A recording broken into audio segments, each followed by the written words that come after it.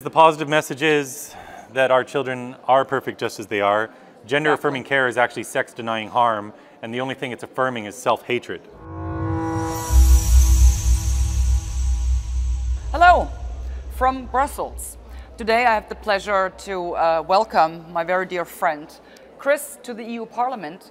And he came here, we had a little roundtable discussion earlier. So what Chris is actually doing is he's tackling a very important issue, and we're talking about the so-called trans kids. And what Chris is actually doing is, like I said, important work to just get the word out there, what this is all about. And I would actually like you to tell the people, what exactly is it that you're doing?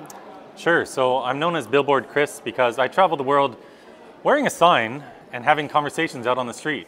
My sign says, "Children cannot consent to puberty blockers." And what I'm doing is creating awareness through tens of thousands of conversations about what I consider to be the greatest child abuse scandal in the history of modern medicine. The true message is that there is no such thing as a transgender child. They're called girls and boys. And what we should be telling them is that they're beautiful just as they are, not that they were born in the wrong body. These kids are receiving puberty blocking drugs, the opposite sex's hormones, and depending where you are in the world, they're getting surgeries as well because they've fallen for this lie that they were born in the wrong body. Yeah. And that's an incredibly abusive thing to tell a child. Yes. And one country at a time, one conversation at a time, we're going to put a stop to this child abuse. Yeah, perfect. And you are right on point with that. I mean, I actually consider it, they call it a gender-affirming care. Right. But the truth is, there is nothing affirming about this. It's not care. It's actually genital mutilation. That's what they're doing to these kids. And as we were discussing earlier, you know, you were going through a lot of points and a lot of issues actually.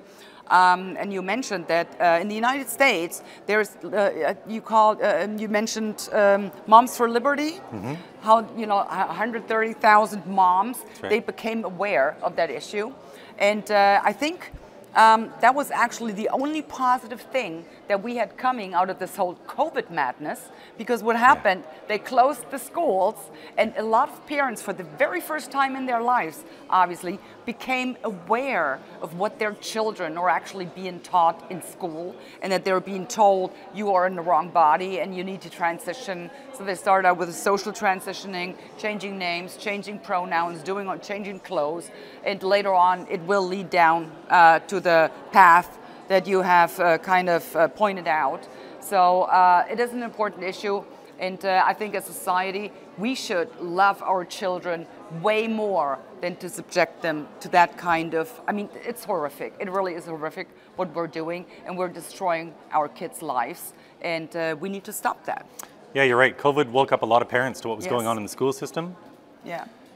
And when you get between a parent and their child, parents are going to fight back, and this ideology and the people pushing it are trying to drive a wedge between parents and their children, saying things like parents are dinosaurs and they're not going to understand this new ideology.